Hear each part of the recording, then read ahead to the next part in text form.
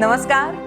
MES life अर्थात motivation, entertainment and stories आणि design addict प्रस्तुत ब्रँड व्हॉइस संवाद व्यावसायिक आणि उद्योजकांशी हृदयापासून हृदयापर्यंत या दिलखुलास संवादात मी वीणा दिघे तुम्हा सर्वांचं सहर्ष स्वागत करते. आपल्या ब्रँड व्हॉइस कार्यक्रमामधून आपण जाणून घेत असतो एका यशस्वी उद्योजकाची वाटचाल. आज कार्यक्रमामध्ये तुमच्या भेटीला घेऊन आलेलो आहोत सहकार क्षेत्रातलं एक खास नाव. नफा किती कमावला याही पेक्षा किती माणसं उभी राहिलीत, किती कुटुंबांचा उत्कर्ष साधला या प्रेरणेतून 27 वर्ष अखंडितपणे कार्यरत असलेली प्रेरणा पतसंस्था आणि मल्टीस्टेट. आणि या संस्थेचे संस्थापक म्हणजे सहकाराविना नाही उद्धार ही उक्तीच आपलं काम करण्यामागची प्रामाणिक प्रेरणा मानणारे आणि सहकार चळवळ खऱ्या अर्थानं जगणारे माननीय सुरेशजी वाबळे. सहकार क्षेत्रातलं एक खूप मोठं नाव. या क्षेत्रात काम करणारे सगळेच जण त्यांच्याकडे प्रेरणास्थान म्हणून बघतात. सगळेजण आदरानं प्रेमानं त्यांना अण्णा म्हणतात. अण्णांचं विविधांगी बहुआयामी व्यक्तिमत्व, श्री साईबाबांचे निस्सीम भक्त, त्यामुळे त्यांच्या संपूर्ण कार्याला श्रद्धेचं आणि भक्तीचं अधिष्ठान आहे. राजकारण, समाजकारण, अर्थकारण या सगळ्याच क्षेत्रातला समृद्ध अनुभव त्यांच्या गाठीशी आहे.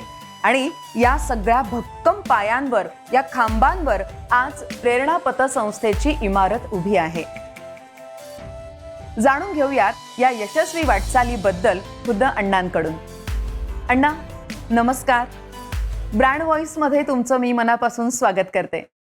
मला आज एका खूप मोठ्या सहकार क्षेत्रातल्या एका ऋषितुल्य व्यक्तिमत्वाशी बोलण्याची संधी मिळालेली आहे ब्रँड व्हॉइसच्या या व्यासपीठावरून. आणि आज आपण महाराष्ट्र, कर्नाटक या 2 राज्यांची मिळून जी मल्टीस्टेटचं फेडरेशन आहे त्याचे अध्यक्ष म्हणून गेली अनेक वर्ष तुम्ही काम पाहता आहात. आणि यासोबतच सहकार क्षेत्रातल्या बऱ्याच संस्थांवर महत्त्वाचा पदभार तुम्ही सांभाळतायत. ही आजची परिस्थिती आहे.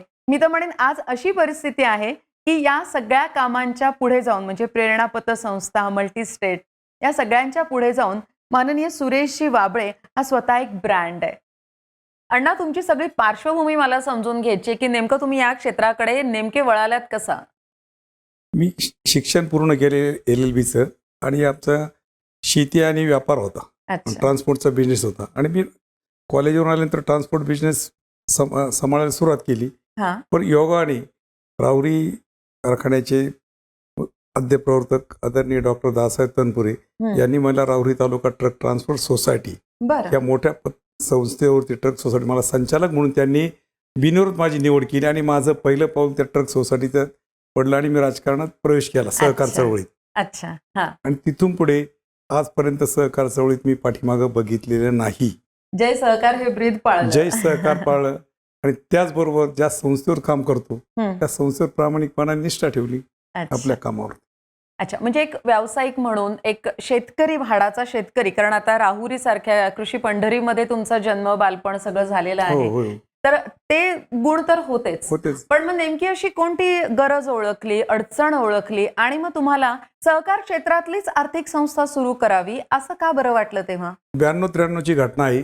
ग्रामीण भागात ज्यावेळेस मी काम करत होतो त्यावेळेस सातत्याने लोकांच्या आर्थिक गरजांच्या प्रश्न निर्माण व्हायचे. ह्या आर्थिक गरजा कोण पूर्ण करू शकतो? त्यावेळेस राष्ट्रीयकृत बँका तर पुऱ्या पडू देऊ शकत नव्हत्या. जिल्हा बँकेमार्फत फक्त विकास सोसायटी मार्फत लोकांना कर्ज मिळत होतं, त्यांना मर्यादा होत्या.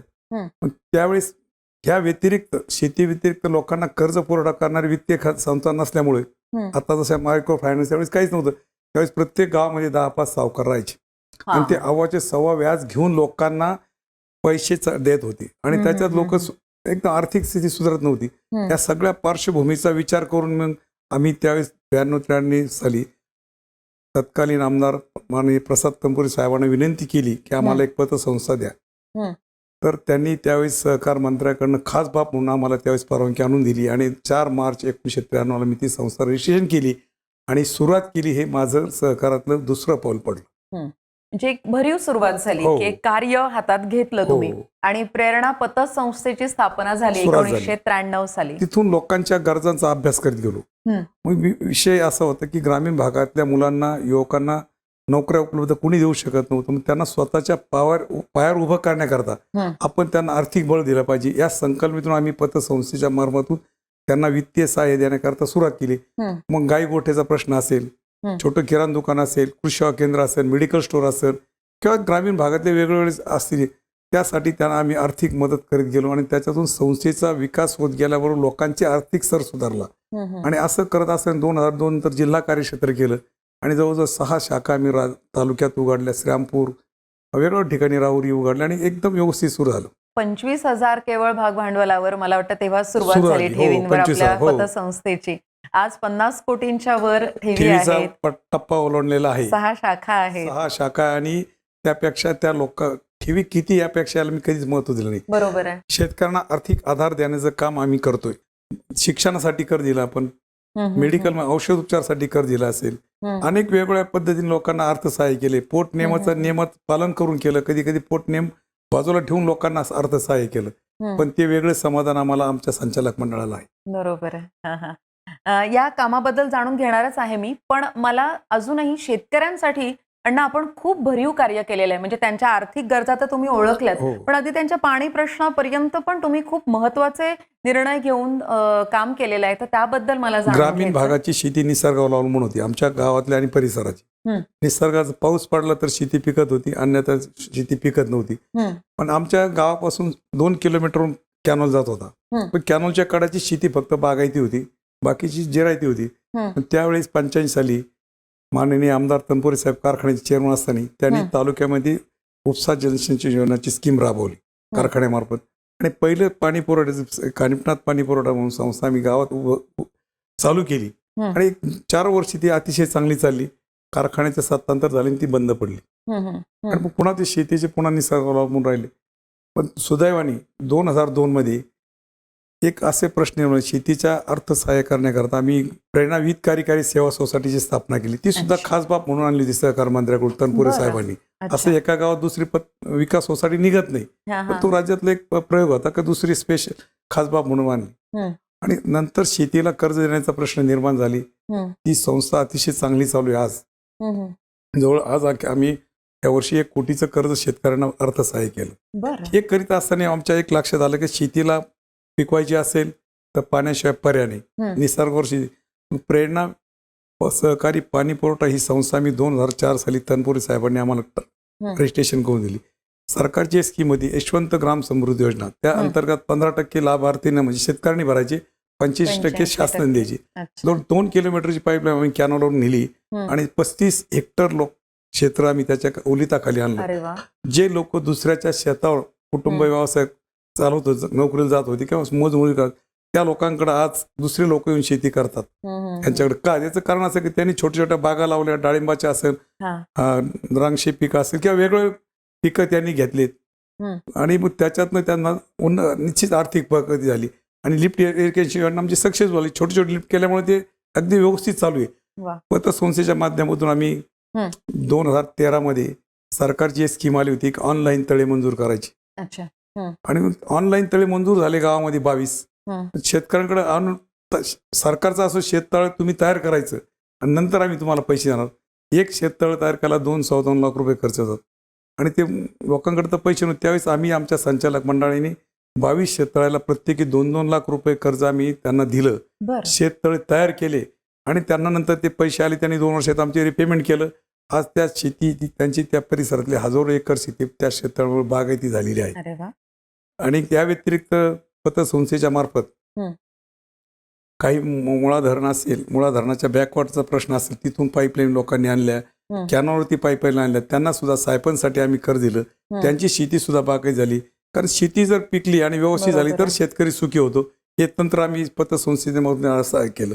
पतसंस्थाचं खरं नाव बिगर शेती आहे, तरी पण त्या काळचे मुख्यमंत्री स्वर्गीय विलासराव देशमुख साहेबांनी पतसंस्थेनं एक GR काढून एकूण ठेवीच्या 10% रक्कम तुम्ही शेतकऱ्यांसाठी वापरली पाहिजे अशा प्रकारचा GR काढला आणि त्याचा फायदा घेऊन आम्ही आमच्या गावातल्या आणि परिसरातल्या लोकांना शेतीसाठी अर्थसहाय्य केलं आहे. आज एवढा विश्वास आहे आज सगळ्यांचा प्रेरणा पतसंस्थेवर, काय विशेष काय आपण देतो याही पलीकडे? विशेष म्हणजे लोकांनी जे विश्वास ठेवून आमच्याकडे लाखो करोडो रुपयाच्या ठेवी ठेवल्या त्या त्यांना सुरक्षित ठेवल्याचा ठेवून त्यांना वेळेवर परत द्यायचं, हं. हा सगळ्यात महत्वाचा. आणि संस्थेकडे काम करीत असताना आपली भूमिका विश्वासाची आहे. आपण तिथं मालक म्हणून काम करत नाही, ती सगळ्यात महत्वाची. आणि संस्थेकडे ज्यावेळेस काम करतो, संस्था पारदर्शक या तत्वावर चालते. प्रोफेशनल मॅनेजमेंट हे तत्व मी स्वतःशी बाळगलेलं आहे, म्हणून या संस्था पुढे गेलेल्या आहेत. नाही तर सहकार चळवळीमध्ये चुकीचं काम करणारी माणसं आमच्यात आहेत, संस्था बंद पडलेल्या आहेत. बरोबर. अण्णा, याच्या पुढचा एक टप्पा म्हणजे प्रेरणा पतसंस्थेचं काम तर छान मूळ धरलं, लोकांच्या गरजा ओळखून त्यांचा आर्थिक स्तर सुधारण्यासाठी आणि जीवनमान सुधारण्यासाठी.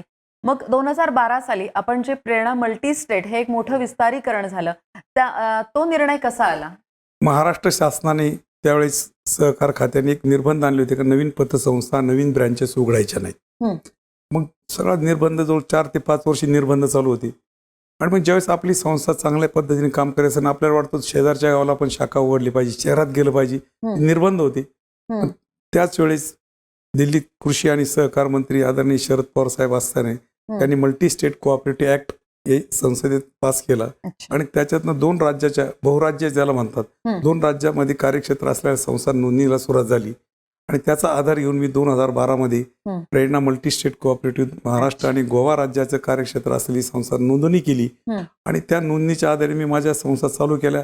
त्याच्याकडे आज जवळ 40 कोटीच्या ठेवी आहेत आणि त्यांच्यासोबत 7 शाखा नगर जिल्ह्यात आहेत. लवकरच आम्ही पुणे आणि गोव्यामध्ये शाखा उघडतोय परवानगी मिळाल्यानंतर. येस, हा खूप महत्वाचा टप्पा होता या प्रवासातला.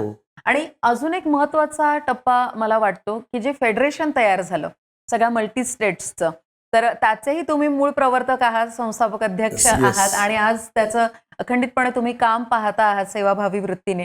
हा याच्या मागचा काय उद्देश होता? फेडरेशनचं खरं तर योगा किंवा साहेबांची कृपाच म्हणावं लागेल. अच्छा. दिल्लीमध्ये एका मिटिंगच्या निमित्ताने तत्कालीन कृषी मंत्री आदरणीय शरद पवार साहेबांची गाठ झाली त्यांची आमची. आणि त्याच्यातनं त्यांनी आम्ही ओळख करून दिल्यानंतर त्यांना आम्ही सांगितलं, साहेब आम्ही असे महाराष्ट्रातून आलेलो आहे. ते म्हटले किती मल्टी स्टेट निघलेले आहेत? महाराष्ट्रामध्ये तर 300च्या आसपास मल्टी स्टेट आहे. ते म्हटले भारतात एकूण 600 आणि महाराष्ट्रात 300. अरे म्हटलं तुम्ही मुलांना, तुम्ही आता याचं फेडरेशन प्लॅटफॉर्म तयार करा काहीतरी, ते सगळे लोक एकत्र आले पाहिजे. आणि त्या पवार साहेबांचा तो शब्द आम्ही लक्षात ठेवला, प्लॅटफॉर्म. आणि तिथून पुढे मग ही संस्था रजिस्ट्रेशन झाली पाहिजे. रजिस्ट्रेशन करणं एवढं सोपं काम नाही मॅडम.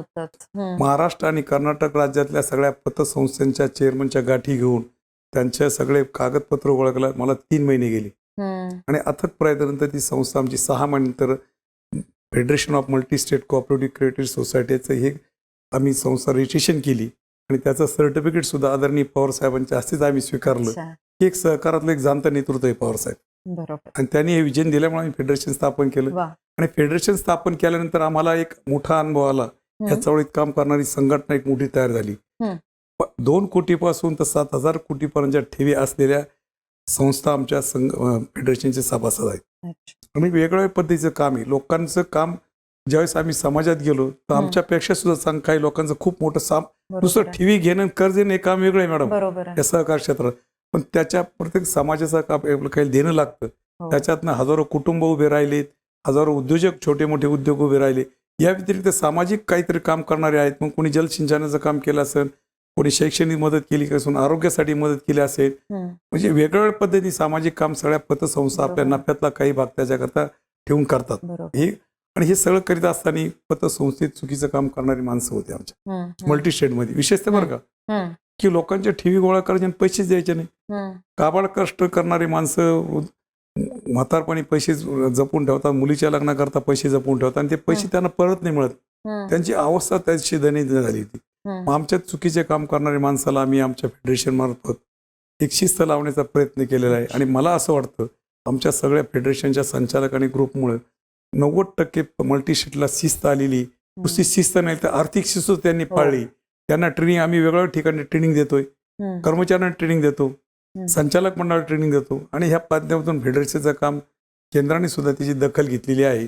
आणि निश्चितच मला वाटतं भविष्यकाळात आमचं ते नॅशनल फेडरेशन होईल काही जवळच्या नजीकच्या काळात, ही मला निश्चित आशा आहे. वा वा वा. आणि खरंच या फेडरेशनमुळे एक छत्री अंमल आला. आणि तुमच्या अध्यक्षच्या या कार्यकाळामध्ये कुठले महत्वाचे असे निर्णय, टप्पे फेडरेशनच्या माध्यमातून 3 महत्वाचे निर्णय घेण्यात आले. सगळ्यात महत्वाचं म्हणजे आमच्या मल्टी स्टेट कोऑपरेटिव्ह मध्ये कायद्यामध्ये तरतूद होती, तुम्ही बोर्ड ऑफ डायरेक्टरचे म्हणजे संचालक मंडळाच्या ठरावानुसार कुठेही आणि किती शाखा उघडत होती हं. त्याला निर्बंध आणण्याचा प्रयत्न केला मी. अच्छा. तर शाखा उघडण्यासाठी फक्त शाखा उघडायचा, फर्निचरवर लाखो रुपये खर्च करायचा, हं. नंतर ती ब्रँच बंद पडते, पण त्याचा तोटा त्या संस्थेला होता. बरोबर. ते लोकांच्या लक्षात नव्हतं. फक्त अधिकार दिले, त्याचा गैरवापर झाला. हं. मग 16 डिसेंबर 1916 मध्ये हं. आम्ही सेंट्रल रजिस्ट्रारला विनंती करून त्यांनी एक जी.आर. काढला. हं. सेंट्रल रजिस्ट्रारच्या पूर्व परवानगीशिवाय तुम्ही कुठेही शाखा उघडायचं नाही. अच्छा. तेव्हापासून तर आजपर्यंत सगळ्या लोकांच्या शाखा उघडण्याचे बंद झालेलं आहे हं. किंवा थांबवलेले. हं. आणि त्याच्यात नंतर आम्ही त्यांना भेटून ज्या संस्था चांगल्या चालू आहेत त्यांना तुम्ही जर परवानगी दिली तर बरं होईल. तर मग तो प्रस्ताव महाराष्ट्र शासनाच्या कमिशनर ऑफिसमार्फत तो प्रस्ताव पाठवून मग अशा प्रकारची सुरुवात झालेली आहे. त्याच्यामुळे एक वेगळी शिस्त लागलेली. तर कोणी उठून शाखा काढू शकत नव्हतं. बरोबर. फेडरेशनचं दुसरं एक काम मॅम, या चळवळीमध्ये ज्यांच्या पूर्वी नागरी पतसंस्था होत्या त्यांनी मल्टीस्टेट स्थापन केल्या. हं. त्यांना मागचा अनुभव असल्यामुळे त्यांच्या त्या व्यवस्थित चालू होत्या. हं. परंतु नंतर सामान्य माणसांनी सुद्धा कुठला अनुभव नसताना त्यांनी पतसंस्था मल्टीस्टेट स्थापन केल्या आणि चालवायला सुरुवात केली. मग त्यांना ऑडिट रिपोर्ट दिल्लीला फाईल करायचा, हं. वार्षिक सभा घ्यायची, वार्षिक सभा घेतल्यानंतर 5 वर्षात निवडणूक घ्यायची, काहीच माहीत नव्हतं त्यांना, काहीच करत नव्हते. परंतु ज्यावेळेस आम्ही सगळे फ्रॉम मल्टीस्टेट फेडरेशनच्या निमित्ताने सगळा कारभार हातात घेतला, हं. त्या संदर्भात आम्ही सगळे निर्णय जेव्हा लोकांपर्यंत पोहोचवले, मग त्यांचे ती शिस्त त्यांनी ऑडिटिंग करून घेतलं, निवडणुका घेतल्या. हे काम फेडरेशनचं दुसऱ्या टप्प्यात काम आहे. हं. तिसरा टप्पा म्हणजे इन्कम टॅक्स. अच्छा. बऱ्याच पतसंस्थेच्या चेअरमॅनना माहीत नव्हतं का आपल्याला इन्कम टॅक्सचे रिटर्न भरावं लागतात, हं. आपल्याला इन्कम टॅक्सचे नेम पाळावं लागतात. हं. हे सगळे नेम आम्ही प्रक्षेतून त्या लोकांना कळवले. अच्छा. उदाहरण देतो, आम्हाला आजही परवानगी 2 लाखापेक्षा जास्त रक्कम तुम्हाला द्यायची नाही, हं. सभासदांना द्यायची नाही आणि घ्यायची नाही. हं. मग त्याला पर्याय काय असतो, 1,90,000 रुपयाची पावती करायची. अच्छा. हां. बऱ्याच लोकांना माहीतच नाही. अजूनही लोक त्या जो SS 269 हा कायदा जेव्हा आला हं. तर त्यावेळेस आम्ही लोकांना सांगितलं पाहिजे चुकीचं काम करू नका, 100% पॅनल्टी. हं. आणि त्याचं निश्चितच आम्ही परिपत्रक आमच्या फेडरेशन मार्फत ग्रुपवरती ते व्हॉट्सअप ग्रुपवर पाठवून हे लोकांना प्रवृत्त केलं का 1,99,000 पेक्षा जास्त रक्कम आपण घ्यायची नाही. हं. आता नवीन इन्कम टॅक्सचा कायदा आला, हं. त्या पतसंस्थेना 2 कोटीपेक्षा जास्त रक्कम तुम्ही जर त्या बँकातनं काढली तर तुम्हाला 2% TDS कापला जातो. हं. त्या सुद्धा प्रबोधन केलं इन्कम टॅक्स खात्याकडून. हे लोकांना कळावं लागतं वेळोवेळी. अपडेट घेतलं नाही तर लोक विसरून जातात. बरोबर आहे. आणि काळावर आपण बदललं पाहिजे. सगळ्या लोकांनी आता नेट बँकिंग केलेली आहे, हां. कोर बँकिंग प्रणाली केलेली आहे, पेपरलेस पतसंस्था झालेल्या आहेत आणि भविष्यकाळात ते मॅनलेस होतील. अच्छा. खरंच तुमची तळमळ पूर्णपणे या क्षेत्रातली तुमच्या बोलण्यातून अण्णा जाणवते आहे, की फक्त आपल्या पतसंस्थेपुरता नाहीच, तर एकंदरच या कार्यालाच एक शिस्त असावी आणि एका उत्तम म्हणजे शुद्ध हेतूनी हे सगळं काम व्हावं यासाठी तुम्ही प्रामाणिक प्रयत्न करता आहात. हो, केलेच. आज प्रेरणा पतसंस्था आणि मल्टीस्टेटचं काम इतकं छान जोमाने वाढतं आहे. काय प्रेरणा आहे या कार्यामागची? प्रेरणा म्हणजे मनापासून काम करण्याची इच्छा. हं. आणि ज्या संस्थेवर आपण वित्तीय संस्थेवर काम करतो हं. त्या संस्थेवर काम करत असताना आपण तिथे विश्वस्त म्हणून आपली भूमिका आहे. हं. मी विश्वासाची भूमिका करत असताना आपण मालक म्हणून राहिलं नाही पाहिजे. हं. आणि समोरचा जो येणारा प्रत्येक कस्टमर असतो त्याच्यात आपण देवाचं स्वरूप पाहायचं. अच्छा. संस्थेत काम करतो ती संस्था त्याच्यामुळे मोठी होत गेली. मग ती साखर कारखाना असेल, सूतगिरणी असेल, ट्रक सोसायटी असेल हं. किंवा विकास सोसायटी किंवा आमच्या पतसंस्था, तिथं प्रामाणिकपणे काम केलं. बरोबर. प्रोफेशनल मॅनेजमेंट हे तत्व मी प्रत्येक संस्थेत वापरण्याचा प्रयत्न केलेला आहे. काय अजून पुढे द्यायचंय प्रेरणा पतसंस्था आणि मल्टीस्टेटच्या माध्यमातून येत्या भविष्य काळात आणि काय करायची इच्छा आहे? भविष्यकाळात लोकांना ग्रामीण भागामध्ये अजूनही हं. ATMची सिस्टीम असेल, हं. तुमच्या ज्या नवीन ह्या सिस्टीम गावापर्यंत पोहोचलेल्या नाही. अजूनही ग्रामीण भागामध्ये शेतकरी आला किंवा एखादी महिला बचत गटाच्या महिला हं. आल्यात, बऱ्याच वेळा आम्हाला त्यांना आमचे कर्मचारी विड्रॉल स्लिप लिहून देतात हं. किंवा त्यांचे अंगठे घ्यावं लागतात. त्या लोकांना आपण एक सांगू नवीन पद्धतीचं स्वीकारलं पाहिजे. नवीन पद्धतीने कशा पद्धतीने आपण काम केलं पाहिजे. महिला हं. बचत गटात आम्ही खूप मोठं काम करतो अच्छा. ग्रामीण भागातल्या अर्थामध्ये. हं. त्यांना कुणीच दारात उभं करत नाही. त्यांना त्यांच्या गरजा मॅडम फार थोड्या आहे. हं. 5,000 पासून तर 40,000 रुपये त्यांच्या गरजा आहे. त्यांच्या अपेक्षा जास्त नाही. हं. दर आठवड्याला पेमेंट करणार आहे. अच्छा. ते खूप चांगलं समाधान काम आहे महिलांच्या बाबतीत. एक थोडा वेगळा प्रश्न विचारते अण्णा. आज इतका समृद्ध अनुभव तुमच्या गाठीशी आहे, खूप मोठं कार्य तुम्ही उभं केलेलं आहे. आज लाखो जणांच्या मनामध्ये तुमच्याबद्दल गाढ विश्वास आहे आणि मग हे सगळं करत असताना याला जी आध्यात्मिकतेची जोड आहे, आज श्री साईबाबांचे तुम्ही निस्सीम भक्त आहात. याच्यामुळे काही वेगळे पण कामाला मिळालं असं वाटतं का तुम्हाला? साईबाबांवरची श्रद्धा निश्चित आहे. लहानपणापासून साईबाबांचं मी भक्त आहे. साईबाबांच्या ज्या श्रद्धा आणि सबुरीचा मंत्र मी स्वीकारलेलाच होता. कुठल्याही संस्थेवर ते काम करताना मनपूर्वक श्रद्धा ठेवून काम केलं आणि त्याला अध्यात्माचा जोड म्हणजे अध्यात्म म्हणजे तुमचं बाकी सगळ्या गोष्टी पाळल्या नाही पाहिजे. कर्मकांड त्याचे जोड घातले नाही. त्याच्यातनं सामाजिक सेवा आणि लोकांना मनापासून मदत करण्याचा निर्णय मी घेतलेला आहे. त्याच्यामुळे शक्य झालेला आहे. नाही तर ह्या गोष्टी शक्य झाल्या नसत्या. खरंच आहे. अण्णा, आज प्रेरणा पतसंस्था आणि प्रेरणा मल्टीस्टेटनी एक उंची गाठली आहे. आज लाखोंच्या मनामध्ये विश्वास आहे. आज तुम्ही स्वतः एक ब्रँड बनून सगळ्या समाजासमोर आदर्श ठेवलेला आहे. काय सक्सेस मंत्र आहे या संपूर्ण कार्याचा? मी काय ब्रँड नाही स्वतः, परंतु पतसंस्थेत काम करीत असताना त्या निमित्ताने मी जशी एखादी संस्था आर्थिक व्यवस्था उभी राहिली, एक संस्था व्यक्ती म्हणून ज्यावेळेस काम करायला सुरुवात होती, हजारो कुटुंबाला आर्थिक आधार देते आणि मग हजारो कुटुंब जेव्हा स्वतःच्या पायावर चांगले उभे राहतात, त्यांची छोटी छोटी स्वप्ने आपण पूर्ण करतो, त्यांचं जे समाधान आहे तेच आमचं सगळ्यात महत्त्वाचं गुडविल आहे. तेच आमचं अचिव्हमेंट, दुसरं वेगळं काहीच नाही ना. आणि हे काम करीत असताना याच्या आधी मी तुम्हाला सांगितलेलं आहे की लोकांचा आशीर्वाद आणि लोकांसाठी केलेले चांगलं काम हेच आमच्या पतसंस्थेचं गुडविल आहे किंवा ते ब्रँड आहे. वेगळा ब्रँड काहीच नाही. प्रेरणा नावाशी आम्ही जोडलेले गेलो आहे. आम्ही प्रेरणा संस्था काढली पण ठीक आहे, आम्ही आमच्या ग्रुपनी, पण ती सगळ्यांच्या लोकांच्या सगळ्यांच्या सहकारातून ती मोठी झालेली आहे. आज 300 कोटीचा टर्नओव्हर वार्षिक त्या संस्थेचा आहे. मल्टीस्टेटचा 250 कोटीचा आहे. सामान्य माणसांची छोटी छोटी स्वप्न पूर्ण करणं आणि त्यांच्या चेहऱ्यावरचं ते समाधान, हा तुम्हाला सक्सेस मंत्र वाटतो. खूप मोठी गोष्ट आहे खरं तर ही. आणि आज ब्रँड व्हॉइस मध्ये तुम्ही आलात. प्रेरणा पतसंस्था आणि मल्टीस्टेटचा आणि एकंदर तुमच्या सगळ्या कार्याचा हा प्रवास इतका छान आम्हाला उलगडून सांगितलात, त्याबद्दल मी आमच्या संपूर्ण टीमतर्फे तुमचे मनपूर्वक आभार मानते. धन्यवाद. जय सरकार. आज ब्रँड व्हॉइस मध्ये आपण जाणून घेतली यशस्वी वाटचाल प्रेरणा पतसंस्था आणि मल्टीस्टेट राहुरी यांची. अशाच प्रेरणादायी प्रवासासह पुन्हा भेटणार आहोत. MES लाईव्ह आणि डिझाईन ॲडिक्ट प्रस्तुत ब्रँड व्हॉइस, संवाद व्यावसायिक आणि उद्योजकांशी हृदयापासून हृदयापर्यंत या दिलखुलास संवादात. मी वीणा दिघे आज पुरता आपला निरोप घेते. नमस्कार.